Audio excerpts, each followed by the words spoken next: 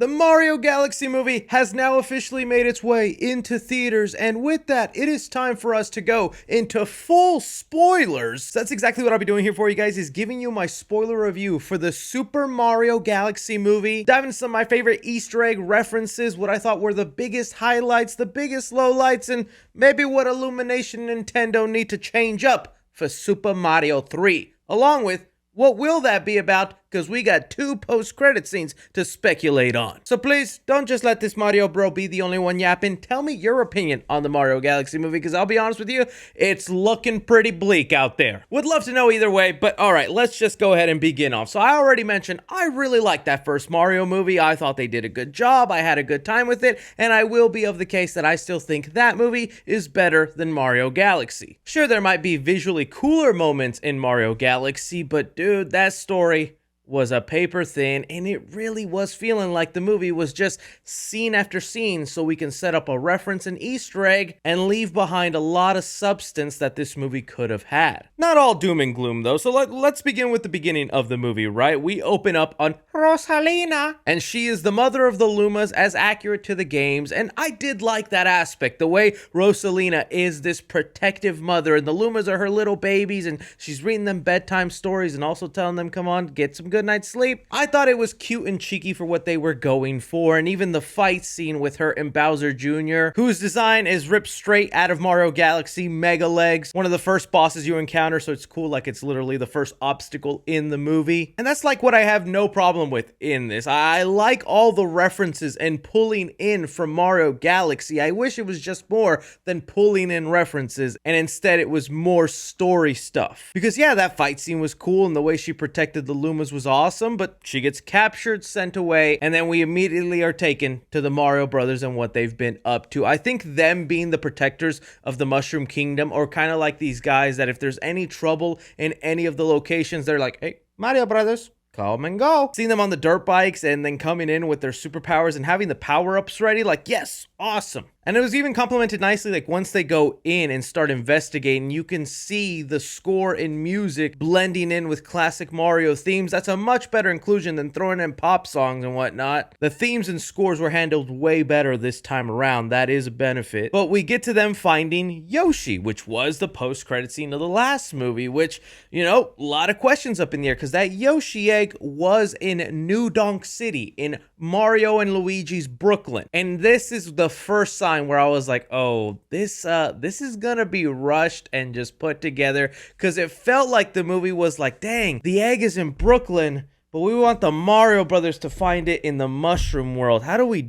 How about a montage of Yoshi in Brooklyn, and then he's just randomly back in the Mushroom World, because that's what we got. Now, admittedly, it was a fun scene, and I like seeing back shots of Yoshi. It's a cute sequence, and like, again, looking at all the merchandising like I have here, like a little Yoshi where he has his little backpack and his Brooklyn, New York City. That actually says New York City. Is it not New Donk City in the world? Okay, it's New York City in their world, sorry. But I looked at all the toys and all that, and I thought, you know, their baby would have been a side plot, or just more of a focus of Yoshi in Brooklyn, or maybe the Mario Brothers had to go to Brooklyn to save Yoshi or stop what he was doing. But it wasn't like that. It was a cute montage of random things, and within this montage you do get a split-second cameo of Seth Rogen's Donkey Kong. Kind of funny that he's still in New York, Brooklyn, just hanging around there. I wonder if that'll be relevant to his Donkey Kong movie, if we're still set to get that. We really haven't gotten much updates on that, but it's supposedly in the works. It is just kind of funny he's living in the real world instead of going back to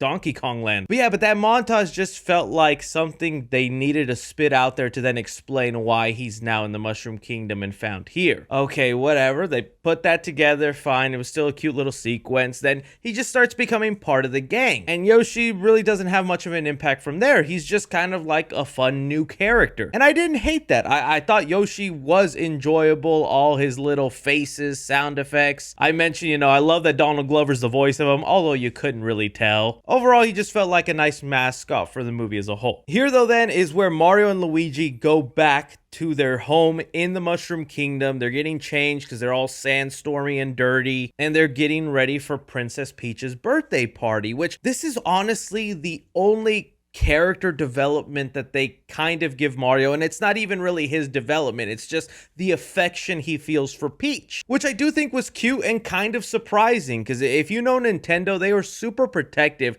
about the way they want you to view certain characters and relationships, and if you look at all the video games, Peach and Mario never have really been an item. It's always been a platonic friendship, and whenever Mario even saves Peach, it's always like, oh, thank you, my friend, I appreciate you. Okay, game over. So I thought it was actually kind of nice that they're leaning a little bit into the romantic aspect. We didn't end this movie on like Mario and Peach just making out, but that ultimately is the entire arc of Mario, and I felt like, dang, that is something that was lacking in here, is why isn't Mario or even Luigi growing as characters in the continuation? They just exist in this movie to go on this adventure. There was kind of some sweet stuff they were doing in the first movie. Mario and Luigi were plumbers, they were nobodies, they were laughed at, and they yearned for greatness, and then they got that. They got to be savers of a whole world, and now they're heroes of this land. It's just kind of interesting that for this time it's like, they just kind of do the same. But all right, we have a conversation with Peach and Mario, and Peach is just kind of sad on her birthday because this actually isn't my birthday. I don't know when I was born. I don't know who my family is, where I come from, and that makes me sad. And I feel like, okay, that really telegraphed hard where they were going with, and it was from that instance I knew she was going to be related to Rosalina. I thought for a second it might have been revealed Rosalina was her mom, since they were playing up this mother angle, but I guess making them sisters is good enough too. But man, let me tell you, Rosalina, I love you and I'll defend you to the end. Believe me, right, Rosalina, I'm right there for you. Why you never go looking for your sister, Rosa? Why you just leave her hanging? Is that not a valid question to ask? You're supposed to imply that where Rosalina lives, on this observatory, where I guess that's some of the Nintendo fan knowledge coming in, filling in the holes, in this observatory, given its name, she is observing the cosmos, the galaxies, and not just protecting the Lumas, but she's always watching everything go down, to the point she is making storybooks about these adventures. She has a storybook of Mario and Luigi and everything they did in the first movie. She has a storybook to Peach and her rise in power in the Mushroom Kingdom and protecting the Toads. That's also where, if you get a look at her bookshelf, fans are already talking about online, there's symbols to like Kirby, Star Fox, Paper Mario, Sunshine. Her whole library is basically the Nintendo Cinematic Universe, and she's aware of these characters. So then, knowing that, Rosalina would be totally aware that her sister is sad and feels empty that she doesn't have that family connection, and still decides never to give her that closure, never go see her. I don't know, Rosalina, kind of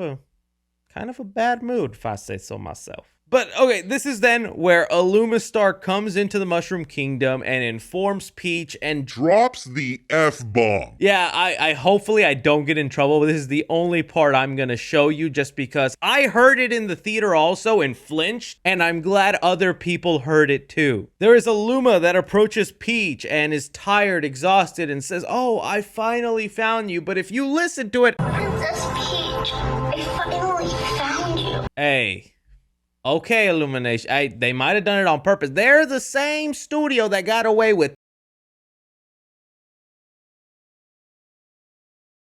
for the moment, funny enough, whatever. But okay, then Peach and Toad decide they have to go find Rosalina, this mystery character, save them because it's the right thing to do, while leaving Mario and Luigi in charge. At first, I was kind of like, oh, they're gonna separate, and why wouldn't they just all four go? But hey, Peach had a good reason. The Mushroom Kingdom needs to stay and get protected, and it gave a reason for Mario and Luigi to stay behind. So then, cutting to Peach and Toad, they make it to the Gateway Star, where I guess is just like a hub of all these different places that intersect and then go to different worlds. They get jacked by a monkey, Yokiki, and they end up in this underground part, which I thought the underground part actually looked cool. And you also see other Easter eggs and holograms. Like I think at one point there was a hologram of the Nintendo 64 logo. I thought that was kind of cool. And while this sequence does lead to a badass fight with Princess Peach using her umbrella, fighting all these mini ninja looking things, and we get a cameo of Birdo, Mauser, and this frog. This is where I was really starting to feel the movie just kind of feel a little unfocused. It just felt like a sequence only existed existing to serve Peach this badass fight, which was cool to see, but is eating up time we could be spending with the characters, setting up an actual story and not just creating a visual to look at. And that unfocused feel carries over when Mario and Luigi, get attacked by Bowser Jr.'s ship and it steals the castle, giving us more of an interaction with Mario and mini Bowser. And I'm just like, yes, it was funny and cute for a second having little Bowser, and I liked him rage baiting Mario into hitting him so he could turn huge. But then when he turned huge and actually was a good guy for like a whole 5 minutes,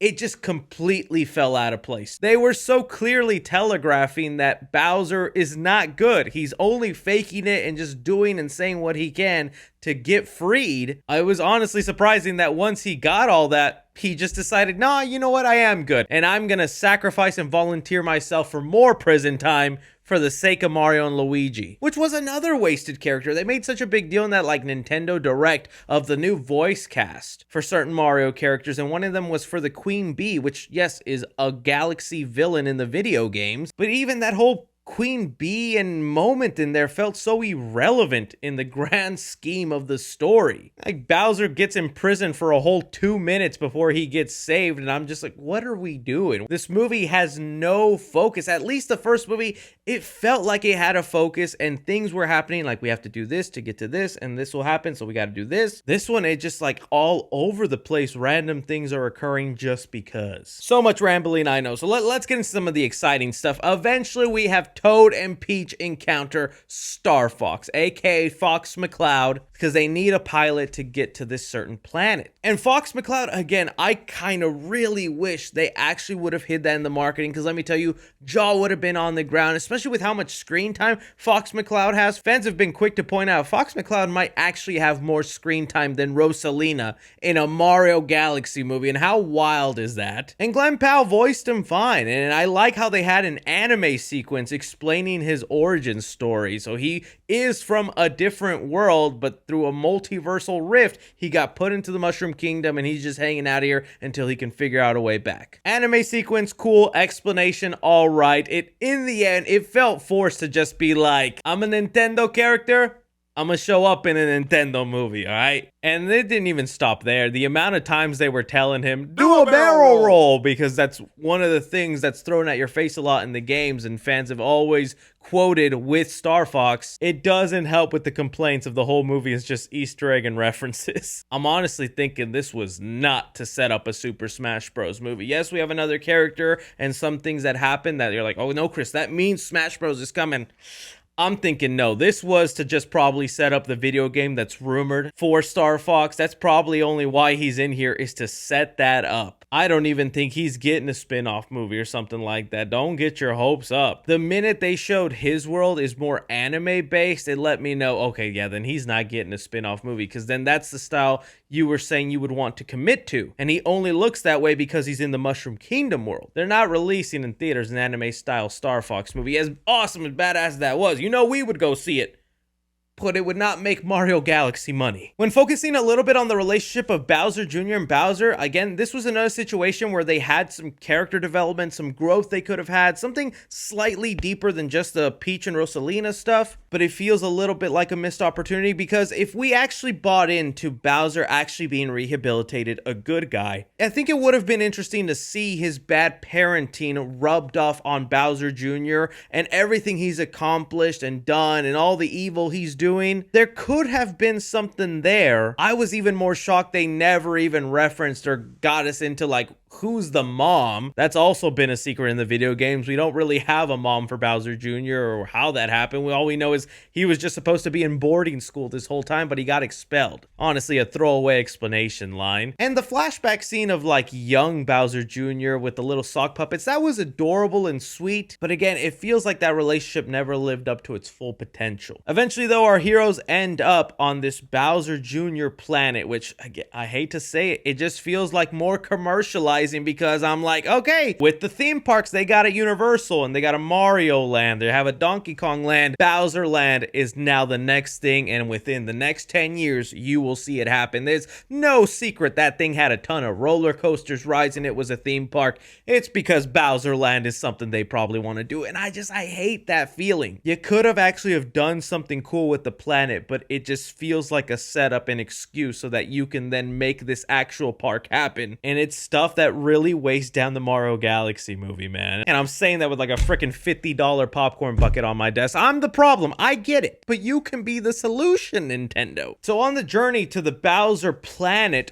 they do end up stuck on this prehistoric planet where we get the dinosaur from Odyssey. And this was definitely a scene that should have just been a deleted scene. Sure, it's fun and cute to see baby Mario, baby Luigi, a little gun that turns anybody into babies. But that scene really just slows down and does nothing for the story than to set up an excuse to make baby Mario and Luigi toys. And it's again so odd that they spend time on things like this because you can really feel in this movie how much they want to rush through certain stuff or they have a limited run time. Tell me yes or no that when the credits rolled, didn't it feel so abrupt? Because at that point, the movie was already like an hour 35, hour 38, and I think there was some guy at Illumination going, dude, end this movie now. They cannot handle this much nonsense. They're gonna catch on to us and give us bad reviews. So that's why it makes the scenes they do decide to spend time and give us on feel like, okay, why was this necessary for the story? Because like, even think about it, once we finally get Rosalina and Peach interacting, saving one another, and the backstory that they were sisters made of stardust. Interesting lore change. That's never something in the video games or in the Mario world, but it's not even something to get angry about. I have no problem with Peach and Rosalina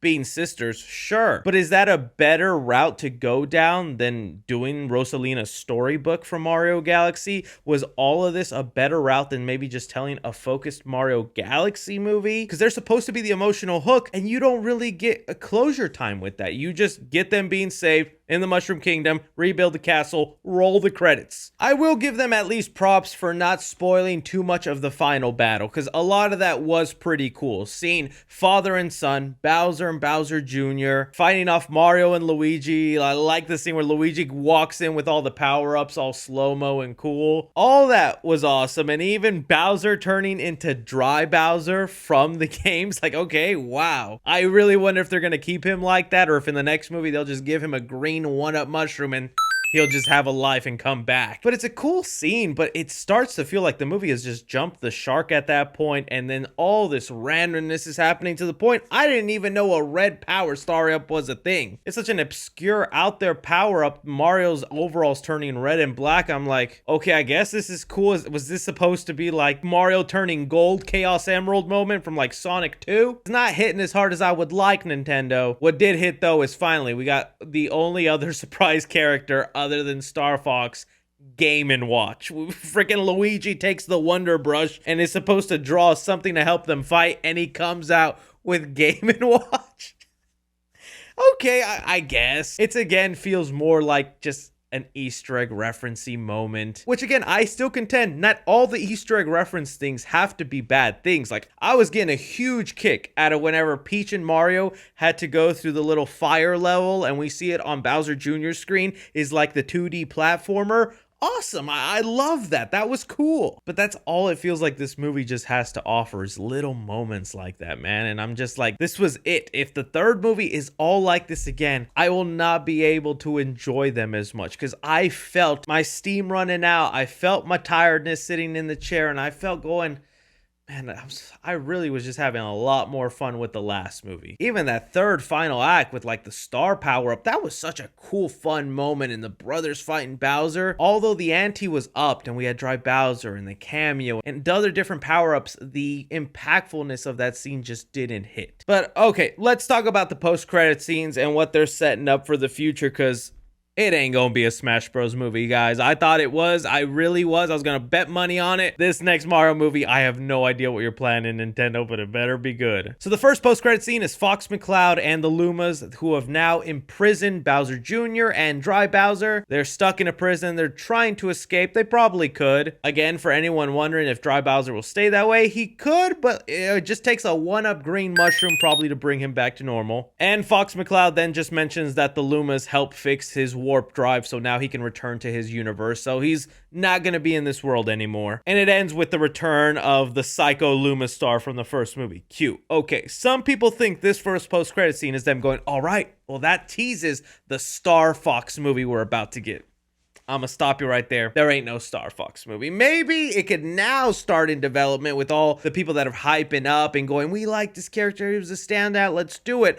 I think the more immediate thing is going to be the video game. And whenever that video game comes out for the Switch 2 and whatnot, it'll probably have cutscenes similar to the anime sequence that we saw where he was explaining his backstory with all his other pilots. That's where I think the more immediate thing is. I really don't think that's for a Smash Bros setup. It's not for a Star Fox movie. It was just Nintendo synergy finding a way to hype up an upcoming game. When we look on the last post-credit scene that I was like, all right, this is your big one. This is my last chance. It needs to be a Kirby, a Metroid Samus, Mario receiving an invitation with the Smash Bros symbol, gotta be something like that.